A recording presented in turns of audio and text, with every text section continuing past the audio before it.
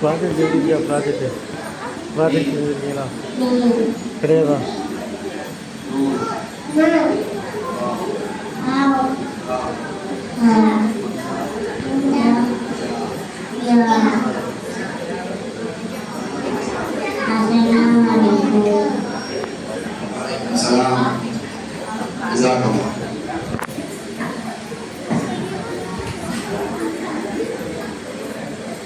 எல்லாரும் கை தட்டலாமே.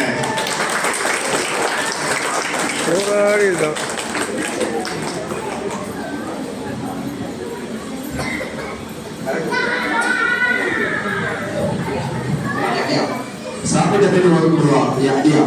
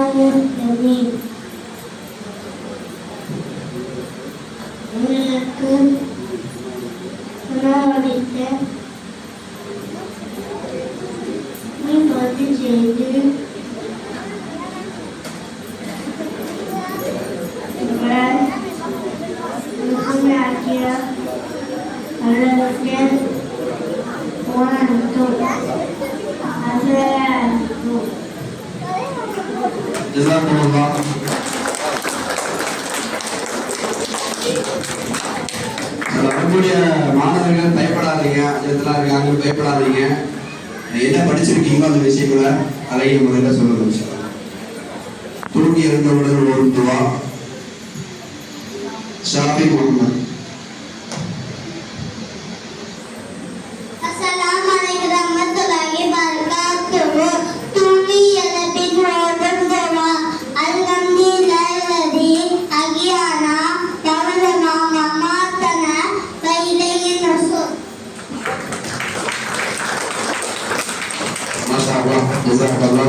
அடுத்து பாலாஜி அப்படின்னு ஒரு துவா.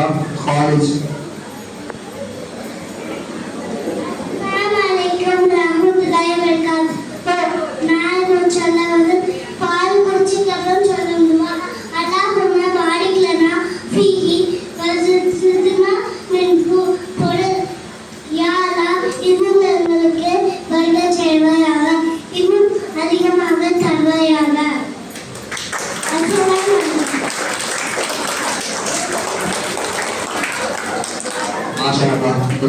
கைத்தட்டுறதுல மாசாதான் அப்படின்னா அது நல்லா இன்னொரு நல்லா இருக்கும் சாதம்.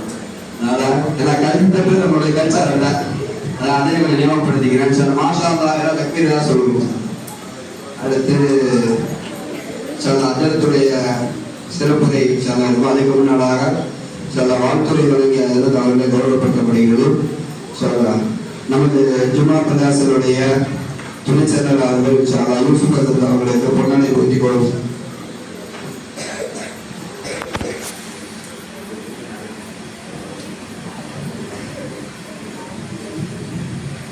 नारे तकबीर, अल्लाहु अकबर, नारे तकबीर. அடுத்தபடியாக சிறப்புரை ஆற்ற இருக்கின்ற நமது பெண்களுடைய தனிமிக்க தலைமையுமானும் பாலை வட்டார ஜமாத்துல் உலமா சபையுடைய தலைவருமான மாணவர்கள் ஹாஃபில் எம்ஜி முகமது நாகூர் மீரான் அன்வாரி அஜத் அவர்களுக்கு நமது தீர்மானம் அவங்க பொன்னாடை போட்டி கௌரவப்படுத்துவாங்க.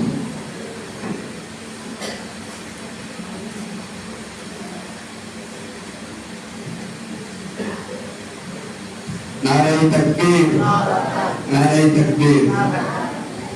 இந்த அதற்காவுடைய சிறப்புரை இன்ஷா அல்லாஹ் முடிஞ்சதுக்கு பிறகு இன்ஷா அல்லாஹ் தொழுகையுடைய நேரம் வந்துடும். நான் தொழுதுக்கு பிறகு இன்ஷா அல்லாஹ் அந்த ப்ரோக்ராம் தொடர்ச்சியாக நடைபெறும்.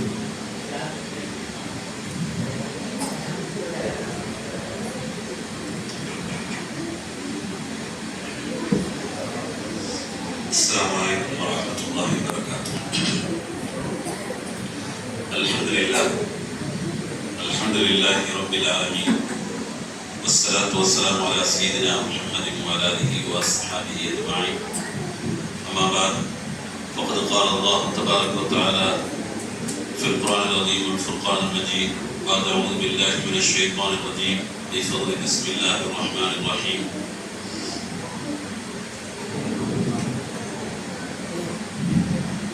ألهاكم التكاثر حتى زرتم المقابر. وقال نبينا صلى الله عليه وسلم: خيركم من تعلم القرآن وعلمه، أو كما قال عليه الصلاة والسلام.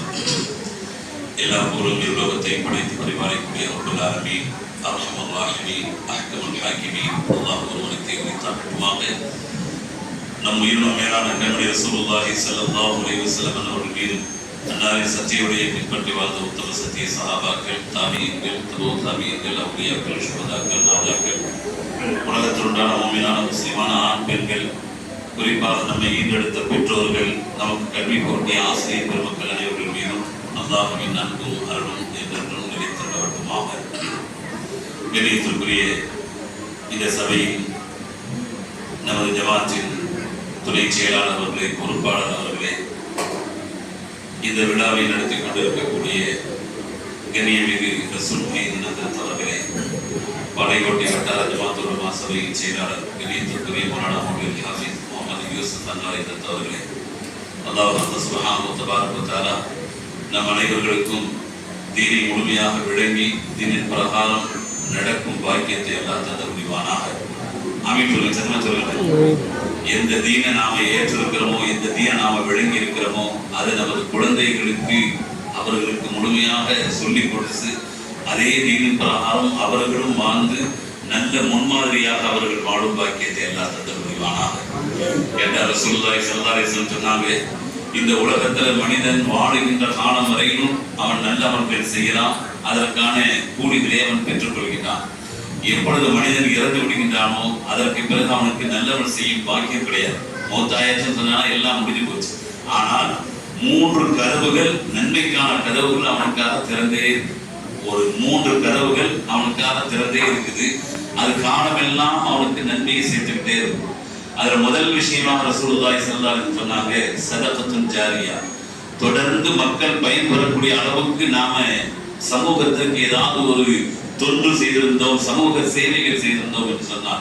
உதாரணமாக ஒரு மதரசாவை கட்டி கொடுத்திருந்தோம், ஒரு பள்ளிவாசலை கட்டி கொடுத்திருந்தோம், அல்லது பயணிகள் இளைப்பாறக்கூடிய ஒரு விடுதிகளை கட்டி கொடுத்திருந்தோம், அல்லது ஒரு கிணறு தோண்டி கொடுத்திருந்தோம், ஒரு போர் போட்டு கொடுத்திருந்தோம், அல்லது ஒரு மரம் வச்சு கொடுத்தோம், ஒரு தோட்டம் வச்சு கொடுத்தோம். அதிலிருந்து மக்கள் தொடர்ந்து பயன் பெற்றுக் கொண்டே இருக்கின்றார்கள் என்று சொன்னால், யார் யாரெல்லாம் பயன் பெறுவார்களோ அத்தனை பேர்களுடைய நன்மைகளும் தொடர்ந்து நம்முடைய கவருக்கு வந்துட்டே. இது ஒரு விஷயம். இரண்டாவதாக ரசூலுல்லாஹி ஸல்லல்லாஹு அலைஹி வஸல்லம் சொன்னாங்க, இல்முன் யுன்தஃபு பிஹி, பிரயோஜனமான கல்வி. இன்னைக்கு நாம எப்படி இருக்கிறோம் அப்படின்னு சொல்லி கேட்டா, என் புள்ள ஒரு கண்ணியமான ஒரு படிப்பை படிக்கணும் அப்படிங்கிறது மட்டும்தான் நம்முடைய நோக்கமாக இருக்கிறது தவிர, அதை கொண்டு தனக்கோ சமூகத்திற்கோ ஒரு பயன் தரக்கூடிய ஒரு நிலைக்கு நாம கல்வியை கொண்டு போய் சேர்க்கல. அது முதல் கல்வி. நான் எல்லா இடங்களிலும் சொல்லக்கூடிய ஒரு விஷயம் அதுதான். கல்வின்னா இது அப்படின்னு கேட்டா, அல்லாஹ்வும் ரசூலும் நமக்கு எதை சொல்லி கொடுத்தாங்களோ அது மட்டும்தான் கல்வி. ஏன் அப்படின்னு கேட்டா, அந்த கல்வி விட்டதே எந்த காலமும் மாறாது. அன்னைக்கு ஸல்லல்லாஹு அலைஹி வஸல்லம் அவர்கள் வந்த காலத்துல லா இலாஹ இல்லல்லாஹ் முஹம்மது ரசூலுல்லாஹ் சொல்லி கொடுத்தாங்க. அதே கலிமா தான் இன்று வரையிலும் நமக்கு கல்வி. தொழுகையை சொல்லிக் கொடுத்தாங்க, என்ன மாடல்ல சொல்லிக் கொடுத்தாங்களோ அதே தான் இன்றளவும் செய்யப்படுது. நோன்பு எப்படி நோக்க வேண்டும் என்பதாக சொல்லிக் கொடுக்கப்பட்டுச்சோ அது இன்றளவிலும் அப்படியே இருக்கு. ஜகாத், ஹஜ், இது மாதிரி நம்முடைய வாழ்க்கையுடைய எல்லா விஷயங்களும் 1450 வருடங்களுக்கு முன்பாக ரசூலுல்லாஹி ஸல்லல்லாஹு அலைஹி வஸல்லம் அவர்கள் மூலமாக அல்லாஹ் எதை சொல்லிக் கொடுத்தானோ அதுதான் இன்றளவிலும் இருக்குது. அதுல எந்த மாற்றமும் கிடையாது. ஆனால் இந்த உலகத்திலே கற்றுக் கொடுக்கப்படக்கூடிய அத்துணை கல்விகளும் காலத்திற்கு தேர்ப்ப மாறிக்கிட்டே இருக்கும். ஒரு நேரத்தில் இன்ஜினியரிங் அது ஒரு அமைப்புல இருந்துச்சு. இன்னைக்கு அதே கொஞ்சம் கொஞ்சமாக மாறி ஏஐ வரையிலும் இன்னைக்கு இன்ஜினியரிங் கொண்டு எடுத்து விட்டுட்டாங்க. அதே மாதிரி மருத்துவம் ஒரு நேரத்தில் ஒரு மாதிரி இருந்துச்சு. அதற்கு பிறகு இன்னைக்கு மருத்துவத்தை எடுத்துக்கிட்டோம்னு சொன்னா மனிதனுடைய ஒவ்வொரு உறுப்புக்கும் தனித்தனி படிப்புங்கிற அளவுக்கு அந்த மருத்துவத்தை கொண்டு விட்டுட்டாங்க. காலத்துக்கு ஏற்ப இந்த உலகத்துல கற்றுக்கொள்ளப்படக்கூடிய கல்விகள் இருக்குது, அது மாறிக்கிட்டே போகும், சிந்தனைகள் மாறிக்கிட்டே போகும். ஒரு நேரத்துல ஆபரேஷன் பண்றது தப்புன்னு சொன்னது இன்னைக்கு ஆபரேஷன் எல்லா உறுப்புகளுக்கும் ஆபரேஷன் செய்யற அளவுக்கு நம்மகிட்ட இருக்கு. அப்படின்னா உலகத்துல எந்த கல்விகள் எல்லாம் கற்றுக் கொடுக்கப்படுகின்றதோ அவை அனைத்தும் கல்வி அல்ல, கலை. மனிதனால் ஏற்றி வைக்கப்பட்டவை. அது காலத்திற்கு தகுந்தவாறு அவரவர்களுடைய அனுபவத்திற்கு தகுந்தவாறு அது மாறிக்கிட்டே போகும். ஆனால் மாறாத ஒரு கல்விங்கிறது அல்லாஹ் ரசூல் எதை நமக்கு சொல்லிக் கொடுத்தாங்களோ அதுதான். நாம இறந்ததற்கு பிறகும் அந்த கல்வி யார் யாரெல்லாம் நம் மூலமாக கற்றுக்கொண்டார்களோ அவர்கள் செய்யக்கூடிய அத்துணை நல்லமல்களுக்கான நன்மைகளும் தொடர்ந்து நமக்கு வந்துகிட்டே இருக்கும். அதனால மார்க்க கல்வி என்பதுதான் உண்மையான கல்வி. அதை முதல்ல நாம கற்றுக்கணும், அதற்கு பிறகு நம்ம பிள்ளைகளுக்கு சொல்லிக் கொடுக்கணும். இது ரெண்டாவது விஷயம். மூணாவது சொன்னாங்க வலதுன் சாலிஹ், சாலிஹான குழந்தை. எதோடு தன்னுடைய பெற்றோர்களுக்காக துஆ செய்யும். அந்த அளவுக்கு அந்த பிள்ளைகளை நல்லொழுக்கமுடையவர்களாக, நல்ல வணக்கசாலிகளாக, தாய் தந்தையர்களுக்கு நன்மை சேர்த்து வைக்கக்கூடியவர்களாக நாம் அந்த குழந்தைகளை உருவாக்கிட்டோம்னு சொன்னான்னா நாம இறந்ததற்கு பிறகும் அவர்களின் மூலமாக அல்லாஹ் ஜல்லஷானுத்தால் நமக்கு தொடர்ந்து நன்மை தந்துகிட்டே இருப்போம். அந்த அடிப்படையில அந்த குழந்தைகள் என்பது அல்லாஹ் நமக்கு கொடுத்திருக்கக்கூடிய பெரிய வாக்கியம். நாம இன்னைக்கு பல இடங்கள்ல நாம சொல்றது உண்டு. யாருத்தாலும் நமக்கு ஒரு கல்யாணம் நடக்குது அப்படின்னு சொன்னான்னா ஒரு 18-20 வயசுக்கு பிறகு நடக்குது. அந்த 18-20 வயசுல நாம பார்க்காத கஷ்டங்கள் இல்லை, நாம பார்க்காத சிரமங்கள் இல்லை. நம்முடைய உள்ளத்தில் ஏற்படக்கூடிய கோபங்களாக இருக்கட்டும், பொறாமைகளாக இருக்கட்டும், அடுத்தவன் மீது உண்டான தவறான எண்ணங்களாக இருக்கட்டும், இப்படி நம்முடைய உள்ளம் முழுமையாக நாசப்படுகிறது.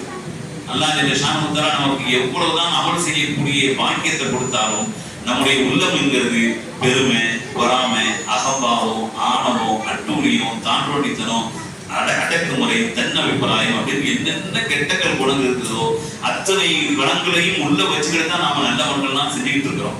அதை மாற்றணும்னு நாம நினைச்சாலும் இந்த சமயத்துல நமக்கு ஒன்றும் இல்லாம போயிடும். அதற்கு பிறகு ஒரு குறிப்பிட்ட காலத்துல நம்முடைய உள்ளத்துல மறுபடியும் அந்த குணங்கள் குடிக்கொண்டுடும். அப்படிப்பட்ட ஒரு நிலையில நாம ஏற்றாலும் ஒரு 20-25 வயசு வரையிலும் நாம வாழ்ந்துட்டோம். இப்ப நம்ம சுத்தமான ஒரு வாழ்க்கையை வாழ முடியுமான்னு கேட்டாலும் அது சிரமம். ஒவ்வொரு சந்தர்ப்பமும் சூழ்நிலைக்கு தகுந்தவாறு நம்முடைய குணங்கள் மாறிக்கிட்டே போயிடும். அப்ப நாம என்ன செய்யறது? அல்லாஹ் ஒரு பரிசுத்தமான வாழ்க்கையை வாழணும்னு சொல்றானே, அப்படி நம்ம எப்படி வாழ முடியும்னு கேட்டா அதற்கு தான் அல்லாஹ் ஜல்லஷானுத்தாலா குழந்தை பாக்கியத்தை கொடுக்குறோம். ஒரு குழந்தையை நம்ம பெற்றெடுக்கிறோம் அப்படின்னு சொன்னாங்கன்னா அந்த குழந்தைக்கு எந்த விதமான கெட்ட எண்ணமும் இருக்காது, எந்த விதமான தவறான எண்ணமும் இருக்காது. தவறுகளை பார்த்தால் அது தவறு என்று தெரிந்து கொள்ளக்கூடிய அளவுக்கு கூட அவர்கள்ட்ட சிந்தனை இருக்காது. அப்பேற்பட்ட ஒரு குழந்தை வாக்கியத்தை நான் அவர்களுக்கு கொடுக்கிறேன். அந்த குழந்தையை நீங்கள் சரியான முறையிலே வளர்த்தெடுத்தீர்கள் என்று சொன்னால் எந்த குணம் என்னுள் உட்கொண்டு நான் கெட்டவனாக இருக்கின்றேனோ அந்த குணங்கள் எல்லாம் என் பிள்ளைகளுக்கு வரக்கூடாது அப்படின்னு சொல்லி அல்லாஹ் ஜல்லஷானுத்தாலா ஒரு சிலர்களுக்கு ஒரு பிள்ளையை கொடுக்கலாம், ஒரு சிலர்களுக்கு 2 பிள்ளையை கொடுக்கலாம், ஒரு சிலர்களுக்கு 4 பிள்ளைகளை கொடுக்கலாம். ஏதாவது ஒரு பிள்ளையாவது குறைந்தபட்சம் அவர்களை பரிசுத்தமானவர்களாக வளர்ப்பதற்கு நாம் முழுமையாக முயற்சி செய்யணும். அப்படி நாம் முயற்சி செய்தோம் என்று சொன்னால் எல்லா குழந்தைகளுமே அப்படி செய்யணும். அப்படி நாம் முயற்சி செய்தோம் என்று சொன்னால் நாம் இறந்தாலும் அதற்கு பிறகு அவர்களின் மூலமாக நமக்கு தொடர்ந்து நன்மை வந்துகிட்டே இருக்கும். அப்படி நாம செய்யாம போயிட்டோம்னு சொன்னானா அவர்கள் வாழ்கின்ற காலத்துல என்ன பாவங்கள் செய்தார்களோ அத்தனை பாவங்களுக்கான காரணம் நாம தான்ங்கிறதுனால நமக்கு தீமைகள் வந்து சேர்ந்துகிட்டே இருக்கும். ஆக நம்ம குழந்தைகள் அல்லாஹ் குர்ஆன்ல 4 விஷயம் 4 வகையான குழந்தைகளை சொல்றான். ஒண்ணு சொல்றான் சுய்யன லின்னாசி ஹுப்பு ஷஹவாத்தி மினன் நிசா. நாம் பெண்களையும் சரி குழந்தைகளையும் சரி தங்கத்தையும் சரி இந்த உலகத்தில் இருக்கக்கூடிய ஆடம்பரங்கள் அனைத்தையும் நாம் மக்களுக்கு அழகுபடுத்தி காட்டியிருக்கின்றோம் அப்படின்னு ஒரு இடத்திலையும், இன்னொரு இடத்துல சொல்றான் அல் மாலு வல் பனூன சீனத்துல் ஹயாத்துத் துன்யா. மனிதனுக்கு கிடைக்கக்கூடிய பொருளாதாரமாக இருக்கட்டும் அல்லது அவனுக்கு கிடைக்கக்கூடிய அந்த குழந்தை பேராக இருக்கட்டும், இவைகள் எல்லாம் இந்த உலகத்தின் அலங்காரங்கள் அப்படின்னு ஒரு இடத்துல சொல்லி காட்டான். இன்னொரு இடத்துல சொல்லும் பொழுது இன்னமா அம்வாலுக்கும் பஹூலாதுக்கும் ஃபித்னா. உங்களுடைய பொருளாதாரமும் சரி உங்களுடைய குழந்தைகளும் சரி அது உங்களுக்கான சோதனை அப்படின்னு அல்லாஹ் சொல்லி காட்டான். இப்படி பொருளாதாரத்தை எடுத்துக்கொண்டாலும் குழந்தை பருவங்களை எடுத்துக்கொண்டாலும் அவைகளை எல்லாம் அல்லாஹ் வெவ்வேறு இடத்துல ஒண்ணு அந்த குழந்தையின் மூலமாக சமூகத்தில் நமக்கு பெருமை கிடைக்கலாம், அப்படியும் அல்லாஹ் ஏற்படுத்தி கொடுக்கலாம்.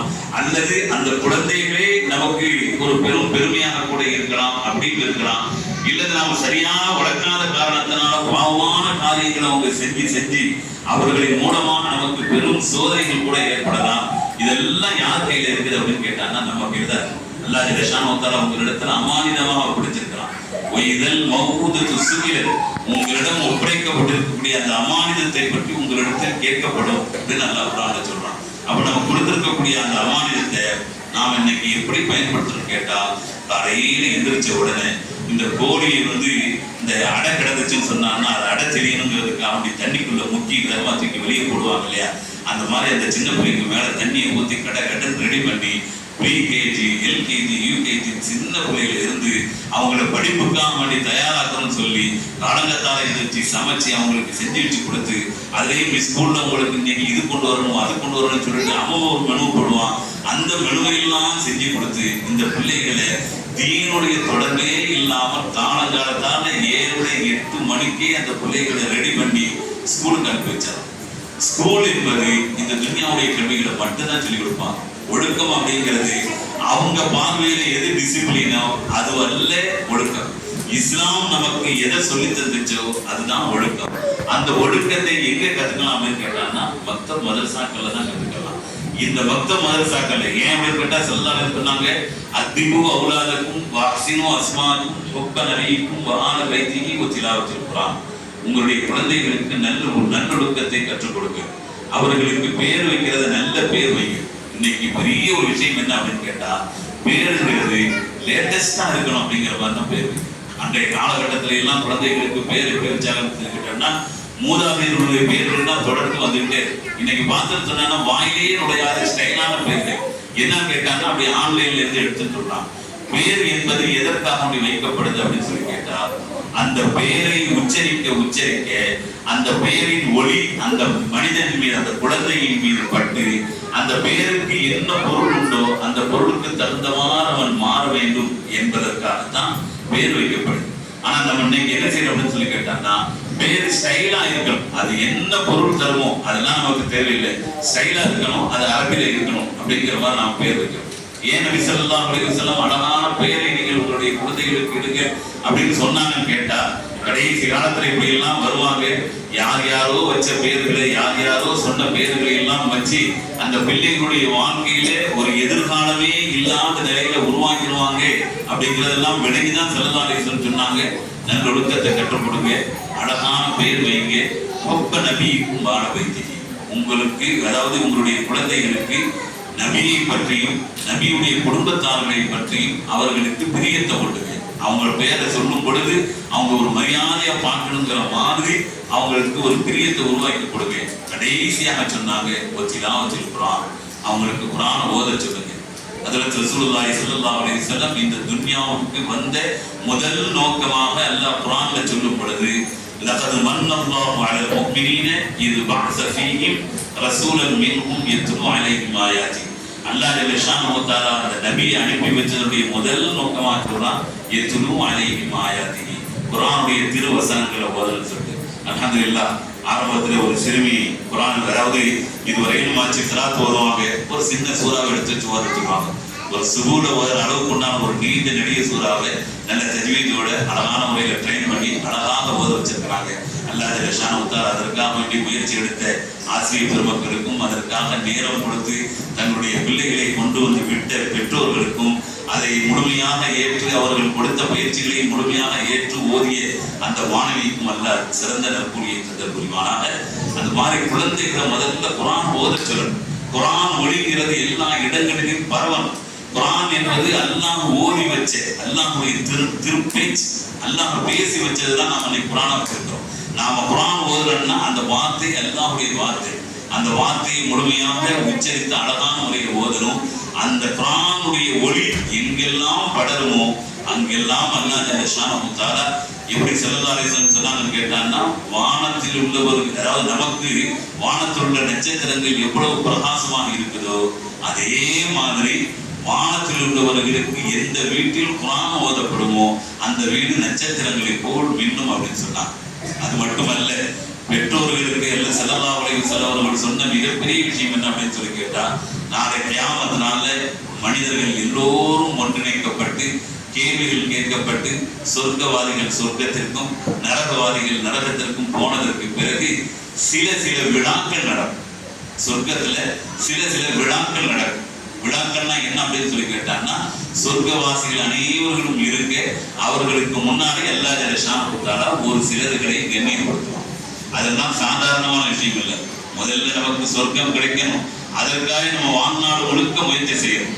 ஆனால் அந்த சொர்க்கத்திலேயே ஒரு விழா நடக்கும். அந்த விழா, அதாவது பல விழாக்கள் நடக்கும். அதுல மிக முக்கியமான ஒரு விழா என்ன அப்படின்னு சொல்லி கேட்டான்னா, தன்னுடைய பிள்ளைகளை யார் குர்ஆனை மரணம் செய்ய வைத்து ஹாஃபிஸாக ஆக்கினார்களோ அந்த பெற்றோர்களை அல்லாஹ் ஜல்லஷானஹு வ தஆலா சொர்க்கவாதிகள் அனைவரும் ஒன்று கொண்டிருக்கக்கூடிய அந்த இடத்துல அவர்களை மேடையில கூப்பிட்டு அல்லாஹ் ஜல்லஷானஹு வ தஆலா அவர்களுக்கு கண்ணியம் என்னும் ஒரு ஆடையை அணிவிப்பான். அந்த ஆடையுடைய ஒளி சூரிய ஒளியை விட பிரகாசமா இருக்கு. நாம இங்கிருந்து எவ்வளவோ தொலைவில் இருக்கக்கூடிய அந்த சூரியனை பார்க்கலாம், அவ்வளவு பிரகாசிக்குது. ஆனால் அல்லாஹ் ஜல்லஷானஹு வ தஆலா குழந்தைகளுடைய பெற்றோர்களுக்கு யார் தன்னுடைய குழந்தைகளை குர்ஆனை மரணம் செய்த ஹாஃபிஸ்களாக ஆக்கினார்களோ அவர்களை அல்லாஹ் ஜல்லஷானஹு வ தஆலா அந்த விழாவில் கண்ணியப்படுத்துவார். அவர்களை கூப்பிட்டு சங்கை என்னும் ஆடை அணிவிக்கப்படும். அது சூரிய ஒளியை விட பிரகாசமானதா இருக்கும். சொர்க்கத்துல ஒரு விழாங்கிறது அது லேசான விஷயம் அல்ல. அதுல நம்மளை கூப்பிட்டு கண்ணியப்படுத்துறது இல்லைன்னா அது பெரிய பாக்கியம். அப்படிப்பட்ட பாக்கியம் கிடைப்பதற்கு அல்லாஹ் ஜல்லஷானஹு வ தஆலா உங்களுக்கு துன்யாவோட கொடுக்கக்கூடிய ஒரு சந்தர்ப்பம் தான் நீங்க உங்களுடைய குழந்தைகளை குர்ஆனை மரணம் செய்யக்கூடியவர்களாக ஆக்குவது, மக்தப் மதரசாவுக்கு அவர்களை அனுப்பி ஒழுக்கமிக்கவர்களாக ஆகும். இன்னைக்கு குழந்தைகளுக்கு ஒழுக்கம்ங்கிறது அந்த சிறுபிராயத்திலிருந்து கிடைக்கும். ஒரு பிரபலமான சம்பவம் சொல்லுவாங்க. அதாவது ரஷ்யாவுடைய தலைநகர்ல ஒருத்தனுக்கு தூக்கு முடிவு செய்யப்பட்டுச்சு. நாளைக்கு தூக்கு அப்படின்னு சொன்னதுக்கு பிறகு அவனுக்கான ஆசை என்ன அப்படின்னு சொல்லி அவனை கேட்ட உடனே அவன் சொன்னானா, என் தந்தையை பார்க்கணும் அப்படின்னு சொல்லிட்டு. அப்போ அதிகாரிகள் எல்லாம் படைக்கிட்டாங்க. தந்தையை பார்த்து தருவி ஒரு மாதிரியான ஒரு பிரியாவுடைய ஏற்படுத்த நினைக்கிறான் போல தெரியுது அப்படின்னு சொல்லிட்டு அவங்களும் அவனுடைய தந்தையை ரொம்ப பக்தியோட கூப்பிட்டு முன்னாடி விட்டா. தந்தையை பார்த்தவொன்னே தந்தையை மூஞ்சில காரி துப்பினான். துப்பிட்டு சொன்னானே, என் வேலை முடிச்சு அவர் அனுப்பி வச்சிருக்க அப்படின்னு சொல்லி. என்னடா ஒரு மனுஷன் இறக்க போறான், தூக்கிலிடப்பட்டு அவனுக்கு மரண தண்டனை நிறைவேற்றப்பட போகுது. இந்த சமயத்துல தந்தையை பார்த்த உடனே ரெண்டு பேரும் அன்பொடுகை ஆற தழுவி கட்டி அணைச்சி வாசமான வார்த்தைகளை பேசிடுவாங்கன்னு பார்த்தோன்னு சொன்னான்னா, வெறும் காது துப்பி அனுப்பிட்டானே அப்படின்னு சொல்லிட்டு சிறை அதிகாரிகள் அவன்கிட்ட கேட்டாங்க, என்னப்பா இது உன் தந்தை பார்த்து இப்படி துப்பி விட்டுட்டேன்னு சொல்லிட்டு. அப்ப அவன் சொன்னானா, நான் சிறு பிள்ளையாக இருக்கும் பொழுது ஒரு திருவிழாவுக்கு எங்க அத்தா என்னை கூப்பிட்டு போனார். சிறுவிழாவில் நெருக்கடியாக இருந்த காரணத்தினால அவர் தன் தோல் மேல என்னை வச்சு திருவிழாவை சுத்தி காட்டினார். அப்படி நான் போயிட்டு இருக்கும்போது என்னை கடந்து ஒரு பெண்மணி கூடையில பழத்தை கொண்டுட்டு வியாபாரம் செய்வதற்காக போயிட்டு இருந்தான். நாங்க ரெண்டு பேரும் அருகருகே சந்திக்கும் பொழுது நான் கையை விட்டு ஒரு பழத்தை நான் கையில எடுத்துட்டேன்.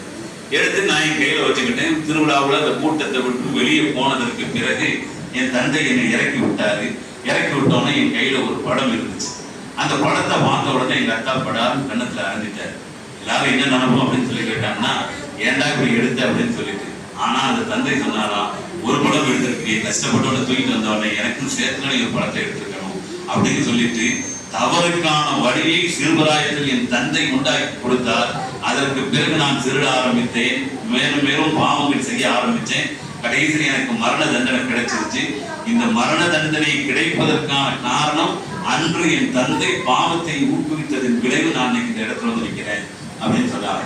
அந்த கதைகள்ல இருந்து விளங்கக்கூடிய விஷயம் என்னன்னு கேட்டா, இந்த குழந்தைகள் என்பது அல்லாஹ் நமக்கு கொடுத்திருக்கக்கூடிய ஒரு சிறு பிஞ்சி, அதாவது சிறு கொடி. மரமாக இல்லாமல் அது செடியாக கொடியாக இருக்கும் பொழுது எந்த அமைப்புல நாம வளர்ச்சி விடுறோமோ அந்த அமைப்புல அந்த செடியோ கொடியோ வளரும் என்பதில் எந்த மாற்று கருத்தும் கிடையாது. அது அப்படியே விட்டுட்டோம்னு சொன்னாங்கன்னா, அது தான் இஷ்டத்துக்கு வளர்ந்துச்சுன்னு சொன்னாங்கன்னா கடைசியில் அது நாம நினைச்ச மாதிரி இருக்காது. ஆகையினால அல்லாஹ் ஜல்லஷானஹு வ தஆலா நமக்கு குழந்தைகளை கொடுத்திருக்கான்னு சொன்னாங்கன்னா அந்த குழந்தைகள் நமக்கு ஒரு பாக்கியம். நாம இறந்ததற்கு பிறகு தொடர்ந்து நமக்கு நன்மை வந்து சேரும். அதற்கு ஒரு வழியை உருவாக்கி வைக்கிறது. இரண்டாவது, சொர்க்கத்தில் ஸல்லல்லாஹு அலைஹி வஸல்லம் சொன்னாங்க, அதாவது சிறுவர்கள் அவர்கள் இறந்து விட்டார்கள் என்று சொன்னார். சிறுவர்கள் அவர்கள் இறந்து விட்டால் அவர்களுக்கு கேள்வி கணக்கு கிடையாது. 13 வயசுக்கு பிறகு மார்க்க சட்ட திட்டங்கள் அவனுக்கு கடமையானதுக்கு பிறகுதான் அவனுக்கு உண்டான கேள்வி கணக்குகள் உண்டு. சிறுவர்களாக இருந்தால் அவர்களுக்கு எந்த விதமான கேள்வி கணக்கும் கிடையாது. அவர்கள் சொர்க்கத்தில் இருப்பார்கள். அவர்கள் வேண்டினால் அவர்களுடைய பெற்றோர்களையும் சொர்க்கத்தில் கொண்டு போய் வச்சுக்கலாம். அதே மாதிரி நீங்க ஒரு குழந்தையை வளர்த்துறீங்க, அந்த குழந்தைக்கு நல்லொழுக்கத்தை சொல்லிக் கொடுத்தீங்க, நீங்க அந்த அளவுக்கு அமல்கள் செய்யல, ஆனா உங்களுடைய காலத்திற்கு பிறகு உங்களுடைய குழந்தைகள் அவ்வளவு நன்மைகளையும் நல்ல காரியங்களையும் செஞ்சாங்க. அதனால நீங்க ஒரு டிலையோ அல்லது எம் கிரேட்லயோ நீங்க இருக்கிறீங்க, உங்க மகன் ஏ கிரேட்ல இருக்காரு அப்படின்னு சொன்னாங்கன்னா அவர் விரும்பினால் தன் பெற்றோர்களை என்ன செஞ்சுக்கலாம்னு சொன்ன கேட்டாங்கன்னா அங்க கொண்டு போய் சேர்த்து வச்சுக்கலாம். அந்த அளவுக்கு நாம வாழ்ற காலத்துல நாம எவ்வளவு அமல்கள் செய்கின்றோமோ அந்த அமல்கள் அளவுக்கு தான் நமக்கு நன்மைகளும் அதற்கான கூலிகளும் சொர்க்கத்திலே உண்டான தரங்களும் இருக்கும். ஆனால் சரியான முறையில் நம்ம பிள்ளைகளை வளர்த்துருக்கோம் அப்படின்னு சொன்னாங்கன்னா நாம வாழ்ந்து முடித்ததற்கு பிறகும் தொடர்ந்து அவர்கள் நமக்கு நன்மையை தருவார்கள். நாளை கியாமத் நாள்ல அவர்கள் நன்மைகளை அதிகமாக செய்தால் அவர்களோடு நாம் அதிகமான நன்மைகள் செய்தால் நம்மோடு நம்முடைய குழந்தைகளை கொண்டு வந்து சேர்த்து வைக்கலாம். அல்லாஹ் குர்ஆன்ல அதற்கு அனுமதி தந்திருக்கிறான். ஆனா அது நீங்க முறையான முறையில் அந்த குழந்தைகளை வளர்த்துவதாதான். ரப்பல் ஆலமீன் அல்லாஹ் ஜல்லஷானஹு தஆலா நமக்கு கொடுத்திருக்கக்கூடிய அந்த குழந்தைகளை நமக்கு நன்மை தரும் குழந்தைகளாக அந்த ஆக்கிய முடிவானாக. எந்த குழந்தைகளை நாம் பெற்றெடுத்திருக்கின்றோமோ அது இறைவன் புறத்திலிருந்து நமக்கு கிடைத்த அமானிதம் என்பதை விளங்கும் பாக்கியத்தை எல்லாம் தந்த புரிவானாக. சிறு பிராயத்திலிருந்தே அவர்களுக்கு நல்லொழுக்கத்தையும் சொல்லிக் கொடுத்து இஸ்லாத்தை பற்றிய புரிதலையும் சொல்லிக் கொடுத்து ரசூலுல்லாஹி ஸல்லல்லாஹு அலைஹி வஸல்லம் அவருடைய வாழ்க்கை வரலாறுகளையும் அவர்களுக்கு சொல்லிக் கொடுத்து குர்ஆனை அழகிய முறையில் ஓதி கொடுத்து அல்லது ஓதுவதற்கான முயற்சிகளை எடுக்கும் பாக்கியத்தை எல்லாம் தந்த புரிவானாக. எந்த குழந்தைகள் நமக்கு கிடைத்திருக்கின்றார்களோ அவர்கள் இம்மையிலும் மறுமையிலும் நர்பாக்கியங்களாக வளர்த்திருப்பதற்குண்டான பாக்கியத்தை எல்லாம் தந்த புரிவானாக. பிஹக்கி சய்யிதுனா முஹம்மது ஸல்லல்லாஹு அலைஹி வஸல்லம் வ ஆகிரு தஅவானா அல்ஹம்துலில்லாஹி ரப்பில் ஆலமீன்.